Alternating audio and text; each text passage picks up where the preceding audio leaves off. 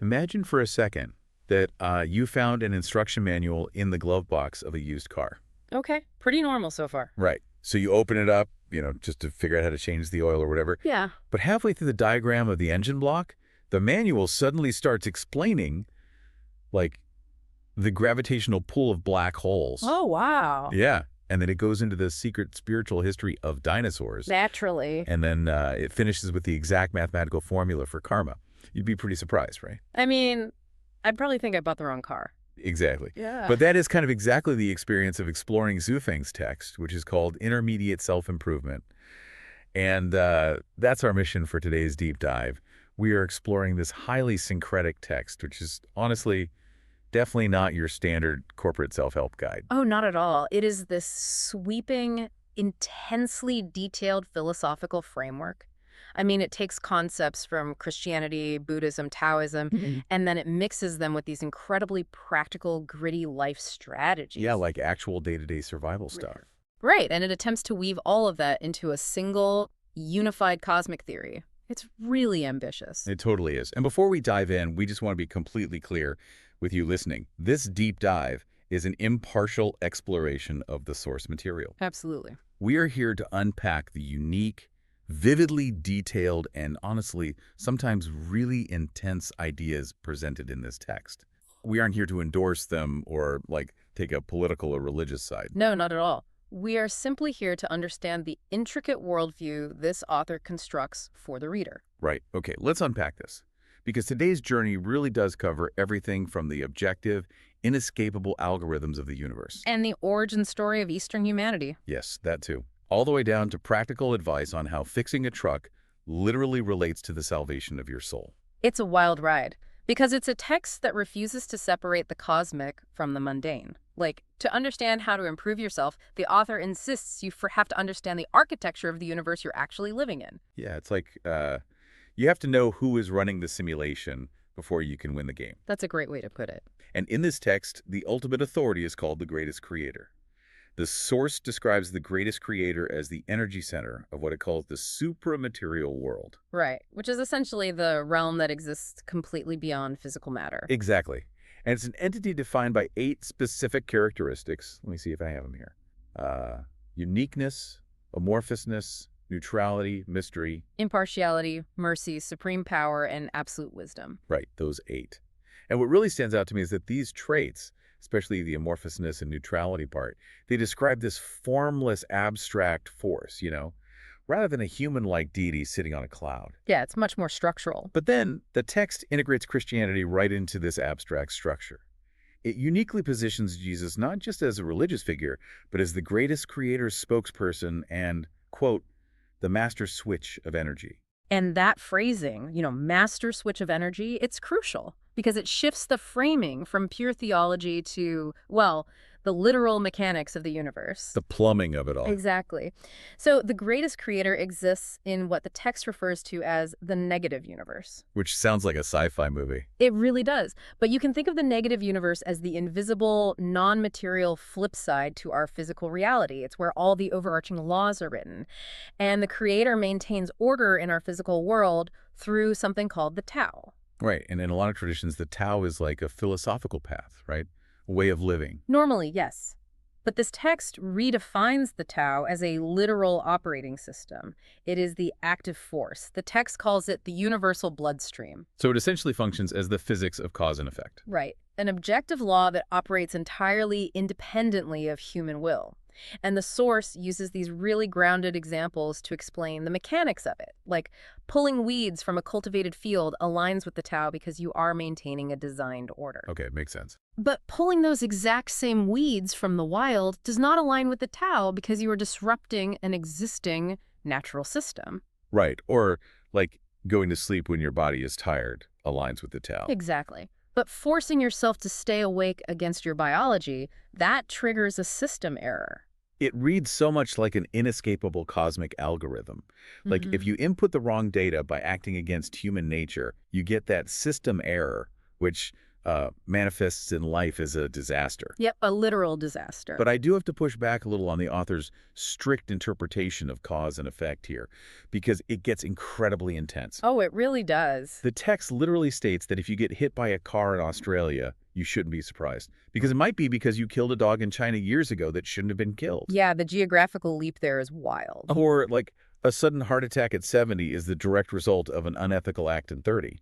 I mean, that feels like a highly punishing view of the universe, doesn't it? Well, what's fascinating here is that the text explicitly argues against viewing this as punishment. Really? How so? Because the Tao is utterly unemotional. It doesn't help you because you're poor and pitiful, and it doesn't smite you because you are wealthy or arrogant. It only measures whether your actions align with its math. So it's just raw calculation. Exactly. Gravity doesn't hate you if you trip and fall, right? It's just applying a universal rule. The text insists that every single result has a cause, and it just accumulates quietly in the background until a qualitative change occurs.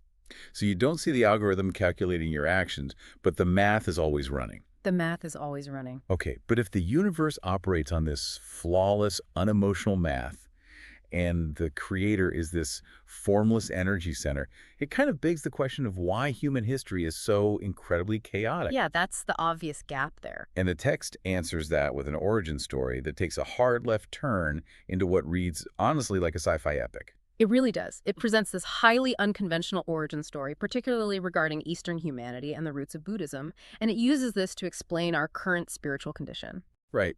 So according to the source, during the era of the dinosaurs, Yeah, we're going all the way back to the dinosaurs. the greatest creator destroyed the giant reptiles with a plague and sent their spirits into a black hole. Just wipe them out. But a pair of dragons managed to hide in a cave in the East China Sea, totally escaping this cosmic destruction. Sneaky dragons. Right. And to avoid divine detection from the creator, these dragons transformed themselves into humans. And then they traveled along the Yellow River, crossed the Pamir Plateau, and eventually reached India. And the text claims that Eastern people are the literal descendants of these hidden dragons. Which is just an incredible narrative. It is, and it completely recontextualizes the historical figure of Siddhartha Gautama, the Buddha. Okay, how does he fit into the dragon story? Well, the text claims that Siddhartha was a carrier of these ancient dragon genes. So in this framework, his famous enlightenment under the Bodhi tree wasn't just, a realization about human suffering. Oh, it was something else. Yeah, it was the realization of this rebellious cosmic history. His quest to find the Tathagata, which the text equates to the greatest creator, was basically an attempt to atone for his ancestors' sins. The dragon's then. Right, he was trying to find a specific way back to the heavenly homeland, which the text calls the Elysium world. Wow. Which fundamentally changes Siddhartha's motivation in this whole framework. I mean, he isn't just a philosopher teaching mindfulness anymore. No, not at all. He's like an exile trying to navigate his people back to their pre-Earth state. Exactly. And if we connect this to the bigger picture, the author uses this origin story to draw a really sharp mechanical contrast between world religions. Oh, interesting. How so? Well, the text points out that Christianity and Islam teach people how to live righteously to be resurrected, essentially how to be good citizens within the Creator's universe. Okay, yeah. But Buddhism, specifically rooted in the Diamond Sutra, serves a completely different function in this author's eyes. Because of that dragon ancestry, Buddhism teaches the absolute transcendence of the physical world. So it's an escape plan. Exactly. It's about restoring an original formless nature and escaping the physical realm entirely. But that creates a huge friction in the text, right? Because we have this unemotional algorithm of the Tao and an epic history where we are exiles trying to escape the physical realm. Yeah, there's a tension there. So why bother with our daily lives at all? Like, if the goal is to leave, why doesn't the author just tell us to sit in a cave and meditate until we transcend? That would be the logical conclusion for a lot of esoteric texts. Right. But instead, this text brings it aggressively down to earth. It insists we must actually master the physical world before we can ever hope to transcend it. You can't just skip the hard parts. Exactly. And it starts by ruthlessly separating what we can't control from what we absolutely must control. It divides human destiny into fate and fortune. And that distinction, fate versus fortune, is really the engine of the text's practical advice. So let's start with fate. The text defines fate as the factors that are strictly predetermined: your genetic information, your birth environment, and your birth time. Right. And the text refers to birth time using heavenly stems and earthly branches. Which is the ancient Chinese chronometric system, right? Yeah, exactly. It essentially locks in the astrological and temporal coordinates of your starting conditions. You literally can't control if you were born into a wealthy family or a poor one. Or if you were born in a highly advanced era or a primitive war-torn one. Exactly. Your fate is locked in stone. But then you have fortune, and fortune is the dynamic element that is entirely in your hands. Okay, so what makes up fortune? It is composed of your character, your education, and the people you choose to associate with. And the source provides these really concrete examples to illustrate how fortune actually overrides fate. Like what? Well, it points out that Helen Keller's incredible success was largely due to her association with her teacher, Miss Sullivan. Her fate was her physical condition. Right, that was locked. Right, she couldn't change that. But her fortune was her network and her education, which completely changed her trajectory. On the flip side, the text bluntly states that associating with thieves will simply teach you how to rob banks. Which, I mean, makes total sense. Yeah. And the sociological example the author uses about China's early economic reform demonstrates exactly how this mechanism works. Oh, the nebulous people example. Yes. The text notes that when the reforms started, the rigid, rule-following people stayed poor and became really envious. Right, because the rules had changed. Exactly.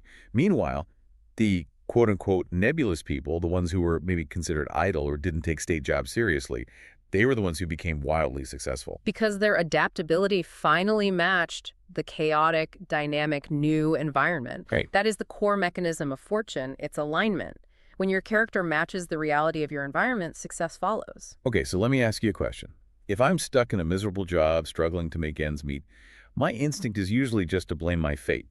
I think, the universe dealt me a bad hand. That's what most people do, yeah. But based on this framework, I'd actually be mismanaging my fortune because I'm failing to adapt my character to the reality of my environment.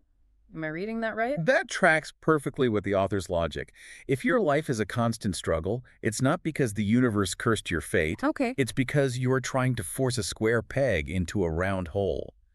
The text is incredibly strict about this.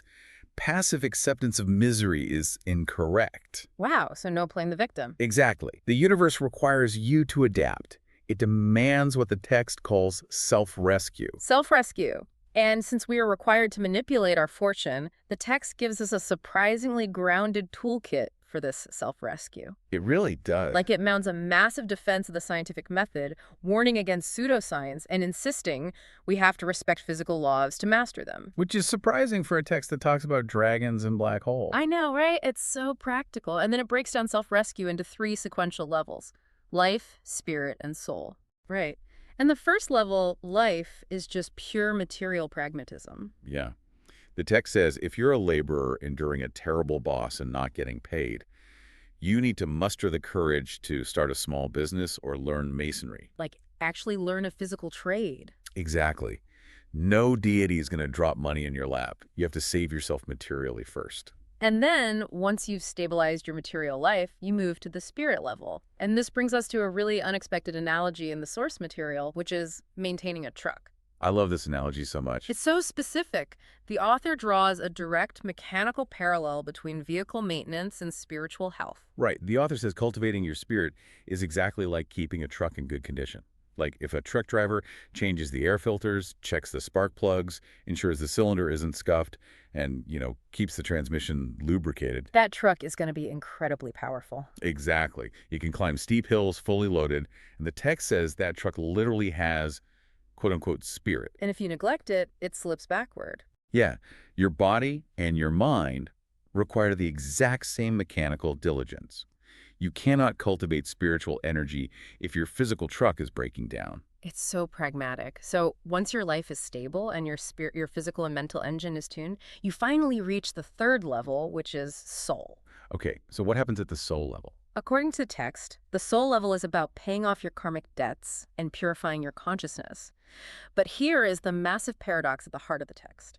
Oh. You cannot purify your soul and transcend the world without fully, painfully engaging with it first. So you really have to get your hands dirty. You can't just skip the messy parts of existence and jump to enlightenment. Exactly. The text states you must experience the daily grind. You have to go through love, hate, debt, betrayal, bankruptcy, illness. That sounds exhausting. It is. But you have to pay your debts to the physical world before the negative universe will ever let you leave it. And to illustrate this, the source references this old folk song about an old monk and a little monk. Oh, right, the tiger song. Yes. So the old monk warns the young monk, who is going down the mountain for the first time, that women are man-eating tigers, so he should avoid them at all costs. Good advice for a monk. Sure.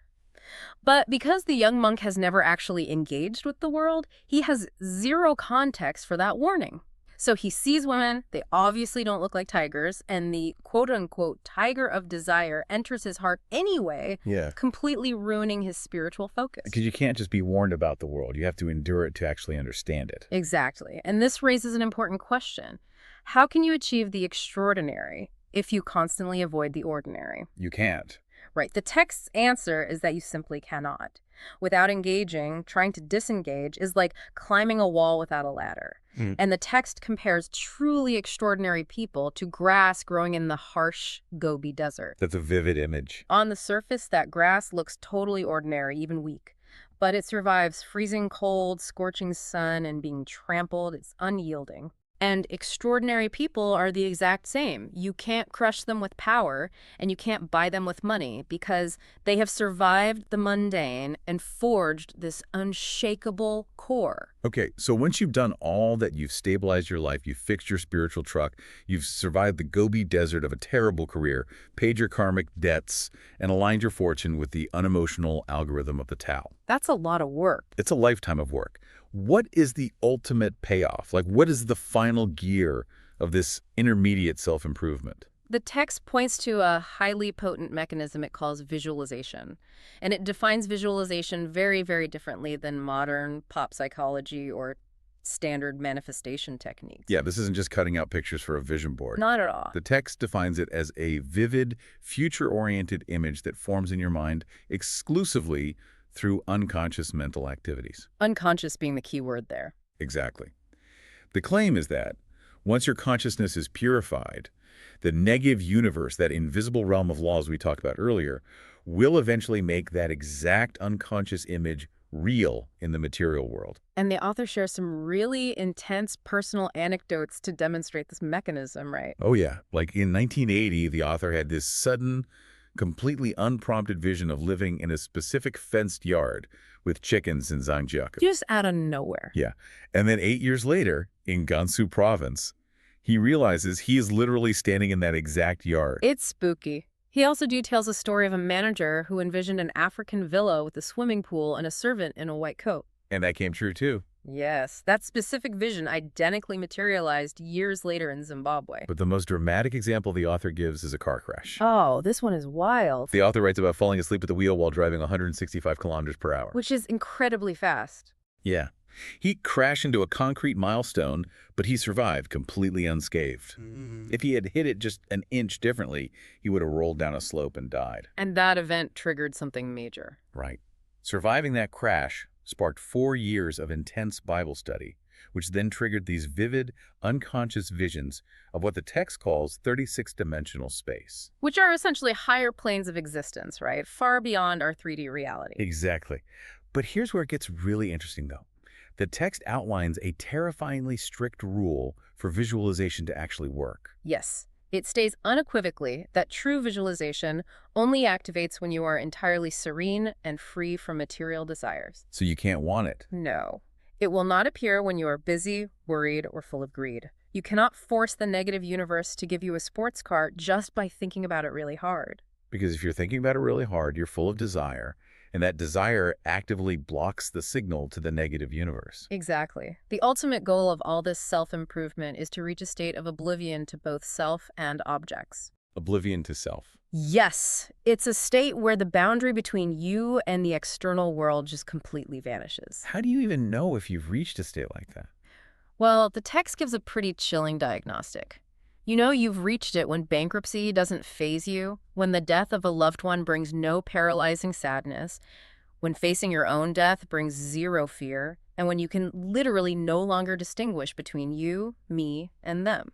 The text literally says at that point you have little humanity left. Right. You have shed your human attachments to attain Buddha nature. Your physical body might still be navigating the earthly environment, But your purified consciousness has essentially relocated to what the author calls the thousand-year world. Which is the ultimate transcendent destination. Exactly. You have finally completed the journey the hidden dragons started. Man, what a monumental framework, just the scope of it, from the greatest creator managing the negative universe, to the origins of Eastern humanity fleeing a cosmic plague, all the way down to the daily grit of fixing your spiritual spark plugs.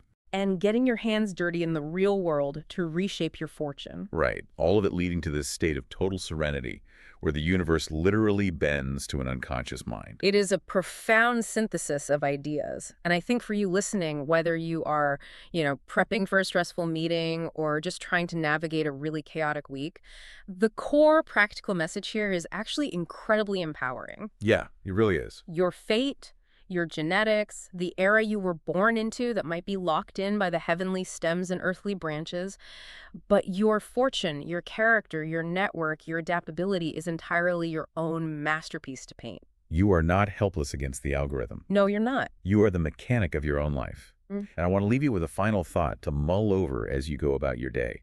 We talked about that strict rule for visualization. Right. The lack of desire. Right. The text insists that true visualization, the kind that alters reality and bends space, only occurs when you are completely free from material desires. So think about our modern culture. We are obsessed with manifesting wealth, manifesting career success, manifesting the perfect relationship. Constantly. But if this text is right, could it be that our obsession with wanting those things is the exact mechanism preventing them from coming true? That's a paradigm shift. If the universe only listens when you finally stop wanting, what do you need to let go of today? A fascinating question to carry with you. Thank you for joining us on this deep dive into Xu Feng's framework. Keep questioning, keep exploring, and we'll catch you next time.